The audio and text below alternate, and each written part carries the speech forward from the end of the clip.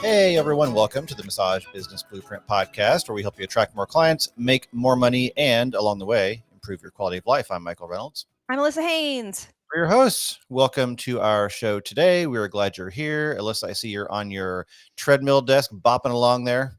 I am. I'm walking at 0.5 miles an hour on my treadmill desk, which I totally love. Like when I sit at a desk, my shoulder hurts. And when I just stand at a standing desk, my knees and my hips hurt. But this like slow roll is just it's doing the job. Looks comfy. Yeah, it looks comfy.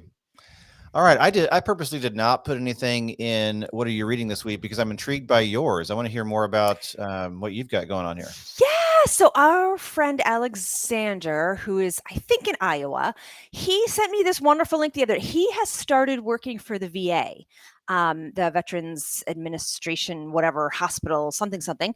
I should have maybe looked into that a little more specifically. But he has actually started working for the VA, and it was a lot of paperwork to get like approved by them. And then he's actually working in the facility, I believe.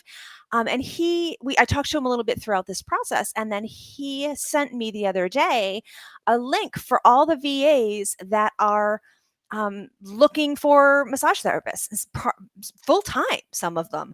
And as I'm looking through so it says full time. I don't know what that means, but there's different areas of the country that are looking for them at different VAs. There's like Oklahoma and Washington and Michigan and California and a bunch of others. But we have the link in our show notes. It's on usajobs.gov. He's really enjoying his experience with the VA. I know a handful of therapists who have worked for different VAs, either in a facility or through a partnership. They've worked at their own office, but the VA has funneled them clients. So I think that it could be a really neat opportunity. So if that's something you're interested in, you can find the link in our show notes. And yeah, check it out. Alexander's joining us today on Facebook. He's popped into to confirm. Oh, there he is right now. Iowa, yay. You know what? I didn't put this in the show notes, but I want to talk about something else that I'm reading/seeing. Is that okay? Of course. Okay. My camera's doing that weird thing again where like it gets all blurring fuzzy. in and out. I'm sorry. So here's the thing, people. I was not on the show last week. You may have seen 𝗪𝗏𝗀𝗇𝗏, who was amazing on the show. She was just the best co-host ever. I feel like I should just quit my job here. But she was on the show because I was in New York City, the Big Apple, to see my friend James in a play on Broadway. And it is called A Strange Loop. And if you're have been at all paying attention to mainstream media and such, you would actually probably have seen something about this because they've been on Fallon and I think The Tonight Show, and I think they were even like Jimmy Kimmel. I don't know which one's which. And then they were on the CBS Sunday Morning Show. The cast of this show. James is a friend of mine from college, and he's a fellow massage therapist. It was one of his side gigs as he was working towards being a rock star, superstar, Broadway star, Tony Award winning play. So anyhow, it's called The Strange Loop, and it is a cast of 7. There is the main character, who is a guy named Usher, who is in fact an usher at a theater. And his character is in fact writing a musical, and it is called, what is it called? A Big Gay Queer Ass Broadway Musical Show. It is all Black and queer characters and actors, and they had 11 Tony nominations. anyhow, if you have any opportunity to be near New York City, you should absolutely go see this play. Strange Loop Musical is the website, and they had a mask policy when I was there last week. They have since dropped their mask policy, so I am so glad it was in place. Otherwise, I would not have gone. But I have not been to live theater. Never mind, like because of the pandemic, I just haven't been to live theater in like, I don't know, 10 years. And then I hadn't been to New York City to see anything in years and years and years. I think since the last time when James and I were in college and our theater group would go to New York City on occasion, because I went to college in Western Massachusetts, I was like, I think that was the last time I saw a Broadway show, James, and now I'm seeing him in one. But it's really cool. Even if you just follow the Strange Loop Instagram, it's really fun because every morning they post pictures from the night before of all the famous people that went to see the show, and they've got producers like RuPaul and Mindy Kaling and just phenomenal producers. They won Tonys. I have gushed for way longer than I intended, but it was probably the best live show I've ever seen, and I don't take that lightly. I've seen a lot of really good shows, and yeah, that's what I have to tell you. Cool. I'm convinced. There you go. And it was great because on the train ride home, I got to listen into the episode with Meg live while you guys were airing, and that was really weird to like be a listener to my own podcast on the week I wasn't in it. So it was great. It was a really good episode. That is what I have to say. Speaking of great, before we move on, we have a friend from across the pond saying hi from London. Vanita is saying hi from the UK. Thanks, Vanita. Glad you're here. Vanita. Welcome, Good morning. welcome. Good afternoon. It's good afternoon for you. Good day, wherever and whenever you may be. All right. So before we move on, tell us about Happy Face, Allissa. I will tell you about Happy Face as soon as my little screen flips over. It lagged there for a second. Face cradles, my friends. They are the bane of our existence, right? They can be super uncomfortable for a client, and then the client shifts around a million times during your massage, and then you stress out that they're not getting a good massage. Well, my friend, Happy Face is the most comfy face cradle, so you can give the most relaxing massage of your client's life. Innovative, heart-shaped design. It's really cool. The little heart-shaped point, you just put it right on like where your third eye would be. And then magically, no sinus pressure, no eye pressure, no need to adjust mid-massage, no wrinkles or makeup smearing. You're not going to smash those expensive fake lashes that clients come in with, which are just gorgeous. Made in the USA, Happy Face is seamless with an easy to clean surface, and it's about the same dimensions as all the other massage face cradles, so it's totally going to fit on your frame. It's totally going to fit your face cradle covers. It's got a full Velcro back, so it stays where you put it. You can get 20% off your entire purchase at massagebusinessblueprint.com/happyface. Use code MassageBB at checkout, but that's going to be right there. You're going to see that when you go to massagebusinessblueprint.com/happyface. It is comfortable. I can vouch for it. My massage therapist has a Happy Face cradle, and it is very comfy. So I am a satisfied customer as well. Before we move on, just a quick note. I'd like to mention this. We do broadcast this live, so you may mention us or may hear us mentioning people kind of popping in comments and questions. It occurred to me that it may be helpful to tell people how to find us live. We always just, hey, find us on Facebook and Twitter and YouTube, but if you want to know how to actually find us on those places, maybe you're not too familiar, go to our website first, which is massagebusinessblueprint.com, and at the top you'll see little icons for social media properties, like you'll see a Facebook icon, a YouTube icon, etc. If you click on that, that will go directly to our Facebook page or whatever one you're clicking on. So if you have trouble finding us, we do broadcast every Wednesday at 9 a.m. Eastern. The live episode is via video, and you can kind of follow along and post comments and questions. Go to our website, massagebusinessblueprint.com. Go to the top, click on the icon where you want to follow us. And usually it's going to be Facebook, but we're also on YouTube and Twitter. So if you click that, that'll go directly to our page, and that's an easy way to find us. So I thought I'd mention that. All right. So let's move on. Balancing the personal and professional in your marketing. Yeah, this comes up on occasion when people email or members chat about, boundaries, the biggest thing we have to deal with in our massage businesses.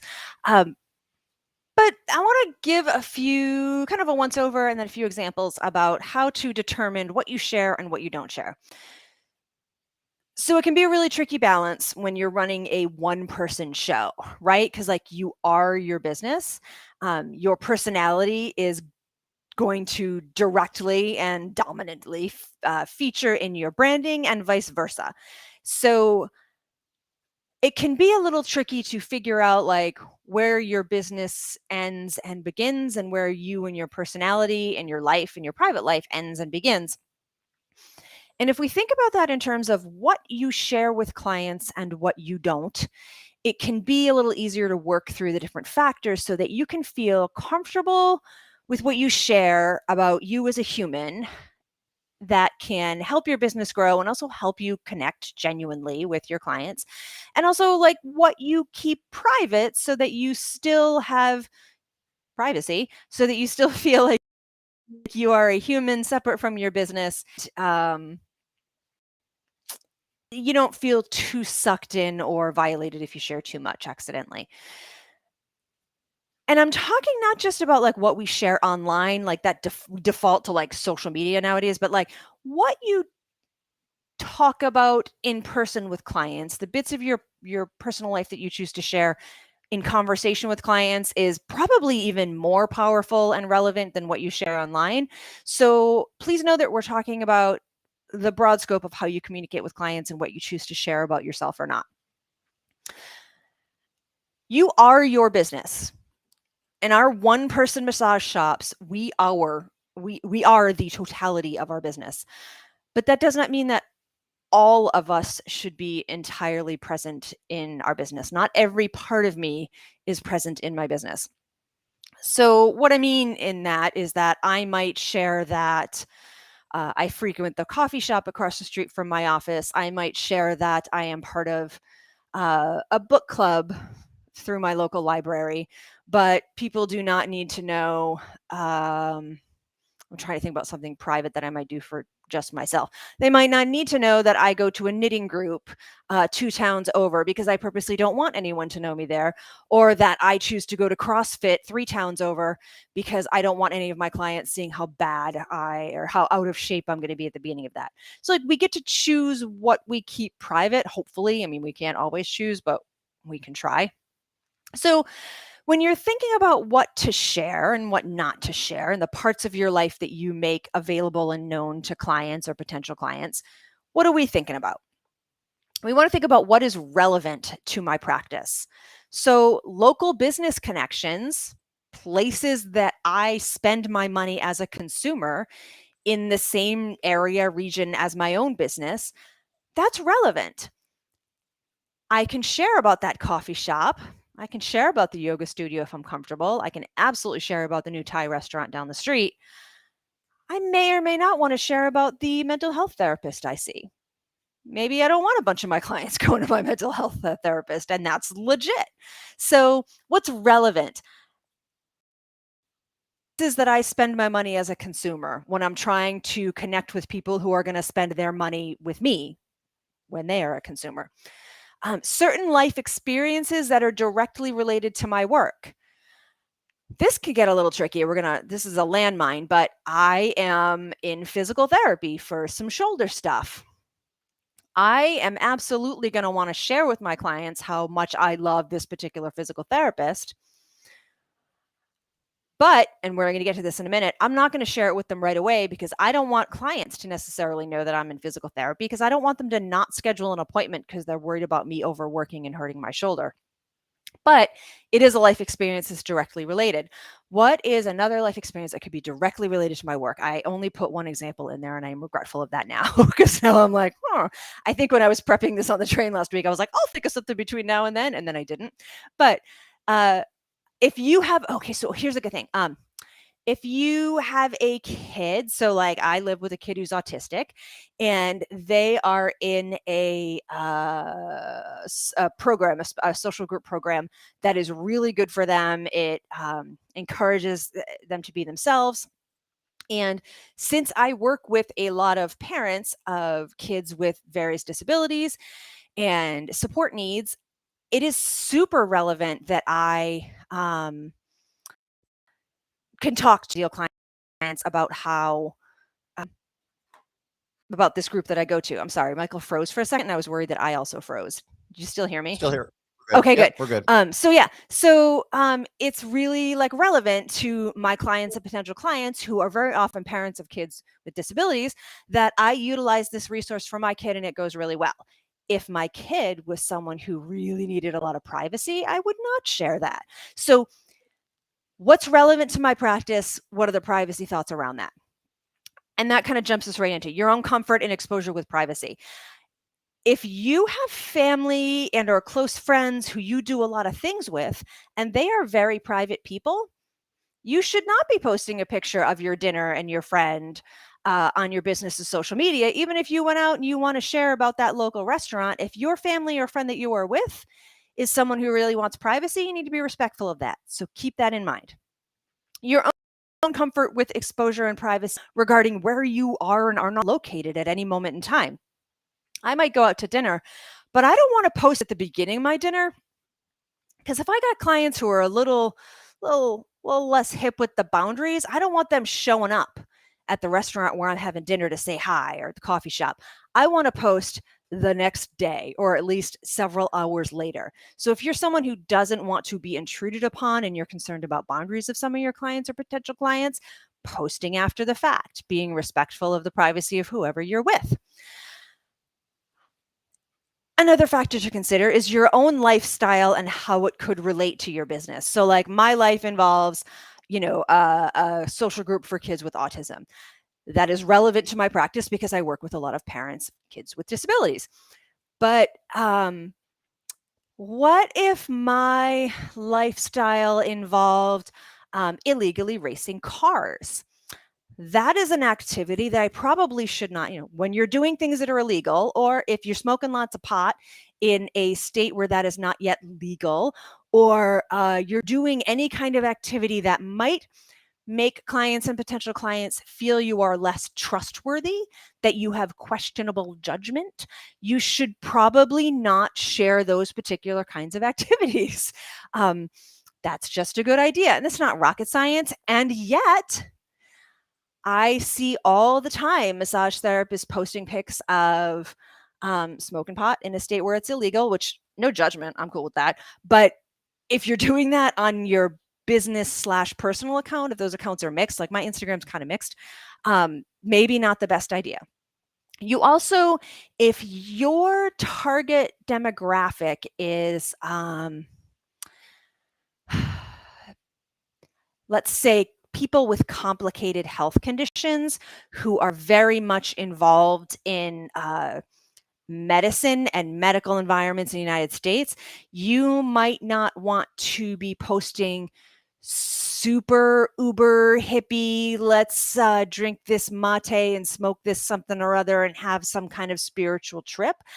Not a thing that people with complicated health conditions who are under very close watch from a traditional medical environment want to see. You probably shouldn't be selling nutritional supplements and herbals to these same clients, or like selling them at all, because these are people who, you get what I'm saying, oppositional. You don't want to be posting oppositional activities or ventures that are completely opposing what you would want your target and typical clientele to be attracted to. If you are in a small town with a heavy conservative presence and that clientele is working for you, probably don't want to be posting about the polyamory convention that you have gone to. There's various things that you should keep separate if the people you work with are very, very different from you. And I really commend people who can work on client bases that are very, very different from them, because sometimes it takes a lot of patience and biting your own tongue. And I respect that in a lot of ways. Okay. Finally, don't be sharing or telling clients things that would make them feel bad for taking up your time or making you work. You don't want to be doing anything that would elicit sympathy from a client, because you've really introduced a weird dynamic where they want to come to you and pay you for your service, but they don't want you to have to work too much. So examples, physical pain that you are choosing to work through, like my shoulder. Clients have known that I had to take a couple of weeks off to deal with some acute shoulder stuff. And so they might ask, how's your shoulder? I'm not going to tell them that I could barely sleep last night because I kept rolling onto it. What I'm going to say is, yeah, I'm in physical therapy and it's doing much better. There you go. You can choose what you tell people, and you don't want to complain about physical things or share about physical things that's going to make somebody feel bad about making you work. Also, especially when it's in the acute situation, tragedy and emotional stuff close to you. If a client asks how you are, you do not want to verbally throw up on them all of the bad things that have happened to you in the past week, because then they're just going to be on the table wanting to give you a hug and feeling bad for you. And I have made this error a couple of times at weird points in my life with clients who usually I had dual relationships with, but still I realized when it was coming out of my mouth, it was a bad idea. We are all going to make this mistake. It is also, I want to remind you, like, okay to cancel a client if you're having a difficult emotional time. I had a situation years and years back where I got dumped over email like 5 minutes before a client walked in the door. And when they walked in the door, I was like, okay. But although I think I must not have looked okay, because they were like, hey, you all right this morning? And I was like, yeah, I'm fine. And I'm trying to fix my fuzzy camera, sorry. So, and then like 2 minutes into the massage, I just, let's just say I wept silently through the bulk of that massage. And thank goodness it was a very cool client who like never opened his eyes and really didn't notice until he told me later that he really didn't notice. But after the massage, he came out and he's like, you doing all right? You're a little off today. And I like just started to sob and I was like, you got to go. I'll see you next week. And we laughed about it later and I'm very lucky, but I really should have, when that client walked in the door, been like, nope, I just had a sad thing happen and I cannot work on you right now. So know that it's okay to cancel when things happen and you're worried that you're not going to be able to hold your crap together. Okay, yeah, you don't want to tell them anything that's going to make them feel bad for you through what should be their self-care time. I mentioned it already, but later posting things after the fact that one, you don't want to get stalked, and also you don't want someone to feel bad for you. They don't need to know that you just attended a funeral. They don't need to know that you had PT that morning. But weeks and months later, if you had a wonderful experience with a funeral home planning whatever's funeral, it's okay to share that in a business referral kind of way. Ditto that for PT after the situation is resolved and you're feeling way, way better. So those are all my criteria. Sorry, I got a little long-winded in there. It's an interesting topic that fascinates me, and I tend to go off on rants. But Michael, what do you have to say?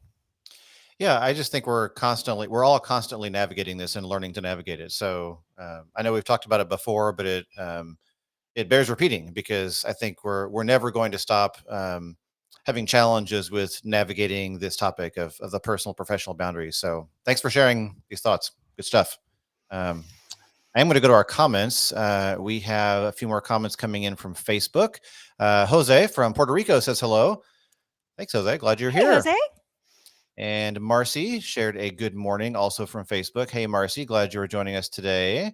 You know, we got an email this morning from a listener in France, too. I'm feeling good about our international presence right now. This is International Day. I'm calling it. And then Jen says hello from Facebook as well. So it says good morning. So thanks, Jen. Jen's from Illinois, but we'll call it international. It's fine. Close enough. Yeah. I mean, Illinois is my neighbor. So that's right. I'm in Indiana.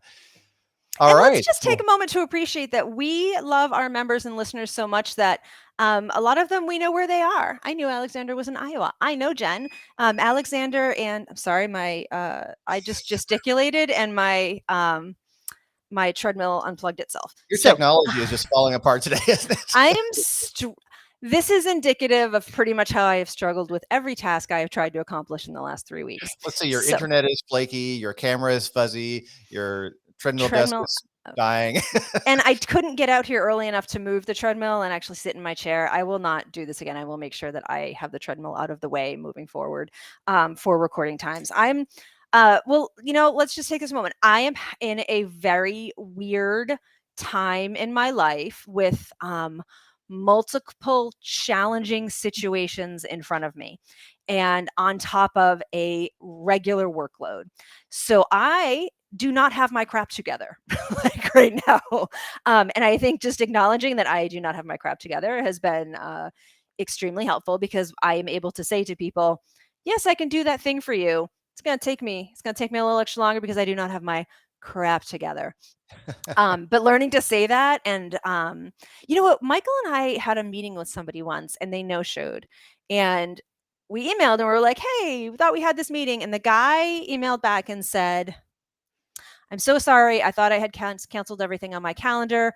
What did he say? An emergent tragedy or emergent situation. And that was it. Didn't explain himself any further than saying, I am having an emergency situation and had to clear, or it was like an emergent medical thing. I don't know. It was something like, but he said it very clearly, like, I have crap going down and I'm sorry, but I'm not that sorry. And it really like impacted me. So now I feel very comfortable saying like, no, I cannot fit you in, and not even having to explain why, or nope, I cannot do my normal turnaround on that. It's definitely gonna take me 2 weeks. So, but to do it in a way that is not like, feel bad for me, everything sad is happening. It's just, this is life. And I found people are a lot more flexible about that kind of thing nowadays anyway. Forgot where I was going with that. Oh, I was going to pop in a comment from Vanita on Facebook, posted a comment on the topic here saying, yes, it is hard, but I've had to not talk about anything negative while massaging if I've had a bad day. So, yep. Yeah, thanks for sharing that. Yeah, it's, especially when we have like these close relationships with clients we've known over a long time, it can be hard to be like, no, bad stuff's going down with my kid. Like you don't want to say that because it's their massage. So, it's tricky. Anyhow, way longer than I intended. I apologize. What's next, Michael? Jojoba. Yay, jojoba, something happy to talk about. Thanks, the original jojoba company. The jojoba company is the only company in the world that carries 100% pure first press quality jojoba. We are delighted to be partnering with them. Why? I'll tell you why. Non-comedogenic. It's not going to clog your pores. So if you have a client that is prone to acne breakouts, jojoba will not cause that reaction. In fact, jojoba can help to clean out and clear the pore. I will tell you that when I traveled a few different times last week, which is also part of why I'm such a crap show right now, the only like cosmetic thing I brought with me was my little sample size half-ounce jojoba, because it is great for washing my face with and then moisturizing my face with and then lip balm and then dry hands from being in dry places. It's really the only thing I needed, like, toothpaste, deodorant, jojoba. Yay. Super easy to travel with that. You can get 20% off the price of the product when you shop through our link, massagebusinessblueprint.com/jojoba. Thanks, Jojoba. I have no quick tips. Tell me about yours. I have one. This came from our Blueprint Mastermind community. So we have lots of great conversations in the community. And one of those questions this past week was on finances. It was a financial question about, hey, what do you think about this? And we had a good conversation about it. And one of the points that came up was emergency fund. I was giving some feedback and talking about emergency funds. So I'm going to share this tidbit of it as a quick tip. So I think it's really important that we have both a business and a personal emergency fund. I think a lot of times it's very tempting as solo business owners to treat our business like a piggy bank and our emergency fund and everything else, and just kind of dump everything into that and call that our financial thing, whatever that thing may be, emergency fund or what. So it's really important to have separation, I think, in your finances. And your business deserves its own emergency fund, and your personal household deserves its own emergency fund. So whether you're managing your finances as an individual or a couple, that household should have its own emergency fund. Your business may have stuff come up that requires its own emergency fund, and your personal household may have stuff come up as well. And those are going to be often two different things. And so technically, yes, if you have a personal emergency come up and you have to write yourself a check from your business, take a distribution and pull it out, yes, you can do that. But then your business emergency fund is no longer there, and you're going to have to rebuild that. So I think it's really important that we don't treat our businesses like our emergency funds, or I use the word piggy bank a lot because it's kind of like, oh, it's just where I kind of pull money from. It's really important to have both. Your personal emergency fund should be established. Typically, the rule of thumb is 3 to 6 months of expenses, but it's unique for everybody. But that's kind of the rule of thumb. And your business should have its own, because there are two different entities that deserve two different emergency funds. That's my quick tip. It's so much work, Michael. I know, it's so boring, saving money. Anything else? Any more good comments before I'm just scrolling the comments because I haven't been looking at them. I've been letting you do that. But no more looks comments like it. as of this moment. So if any more pop in, I may catch them, but that's all I have so far. So let me say this. If you have a question or topic you would like us to cover on the podcast, you can email us, podcast@massagebusinessblueprint.com. If you like what you hear, if you think we're interesting, consider joining our mastermind community. It is $19.99 a month or $15.99 if you're an ABMP member, or maybe $14.99 if you're an ABMP member. Yeah. So there's that. You can learn more about that at massagebusinessblueprint.com/mastermind. Oh, there's a deer outside my window. This is so exciting. Okay. Sorry. Another live thing. And then my camera went. I'm playing our outro music. We're wrapping this up. Michael, wrap it up. I'm taking a picture of the deer. All right, let's do this. Well, Alyssa pretty much said it all, but reminder, our website is massagebusinessblueprint.com. We'd love to hear from you. If you want to join us live, again, that's 9 a.m. Eastern on Wednesday mornings as well. Thanks, everyone. Have a great day. I'm going to put a picture of the deer in the show notes and also the Facebook feed. Next time.